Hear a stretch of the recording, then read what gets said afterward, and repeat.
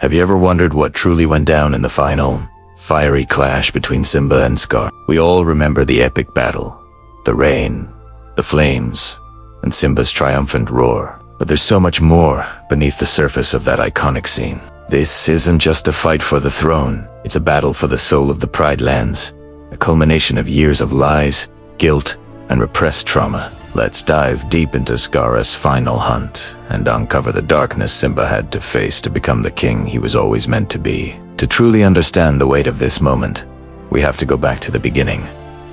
Scar wasn't just a villain. He was family. He was the uncle who whispered poisonous ideas into a young, impressionable Simba's ear. Think about it. He manipulated Simba into believing he was responsible for Mufasa's death. This wasn't just a lie.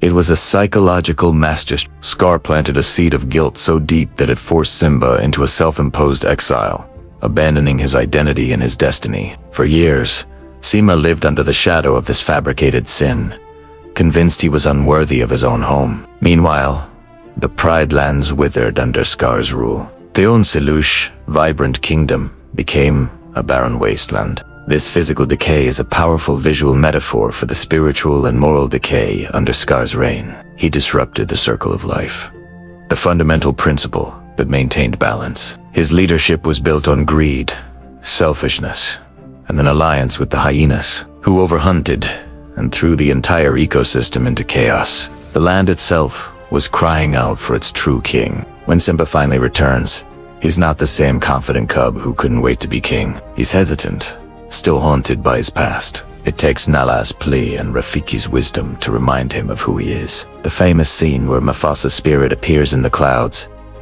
is the turning point. Remember who you are. These 4 words are the key. It's not just about remembering he's a king. It's about remembering his innocence, his father's love, and his true nature, untainted by Scar's lies. This spiritual encounter gives him the strength to confront not just Scar, but the ghost of his own guilt. Now, let's get to the main event. The confrontation at Pride Rock. The atmosphere is electric. Flames are consuming the dry land, a perfect reflection of the rage and destruction Scar has unleashed. When Simba arrives, he doesn't immediately go for the throat. His initial goal is in revenge. It's justice and restoration. He offers Scar a chance to confess, to step down peacefully, tell them the truth. Simba demands. This is crucial. Simba isn't just fighting for the throne. He's fighting for the truth.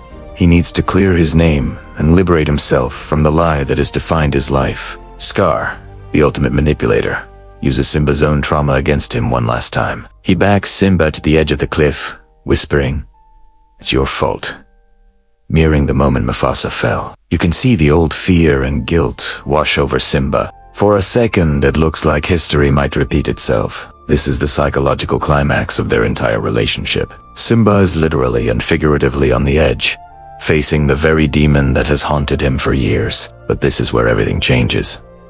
In his arrogance, Scar makes a fatal mistake. He leans in and confesses, "I killed Mufasa." The whisper was meant for a Simba alone, a final, cruel twist of the knife. But it backfires spectacularly. Instead of breaking Simba, the truth sets him free. The rage that explodes from Simba isn't just for his father's murder. It's the fury of a lifetime of manipulation, of stolen years and a stolen identity. It's pure, righteous anger. The physical fight that follows is brutal, but the psychological war has already been won. Simba, now unburdened by guilt, fights with the full strength of a true king. He's no longer the hesitant exile. He is his father's son.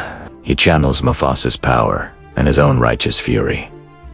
Every move is decisive. He's fighting for his family, for his kingdom, and for his own soul. And then comes the final, brilliant moment of irony. Simba corners Scar and offers him the same choice Scar once gave him.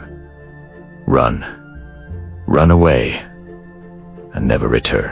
This isn't just Simba mimicking Scar. It's a demonstration of his moral superiority. Where Scar used this line to banish an innocent child, Simba uses it to offer mercy to a guilty murderer. He proves that he is not like Scar. He is a just king, not a tyrant. He won't rule through fear and murder. Of course, Scar, being Scar, can't accept this. He tries one last desperate trick, blaming the hyenas. This final act of betrayal seals his fate. The hyenas, who have been his allies in tyranny.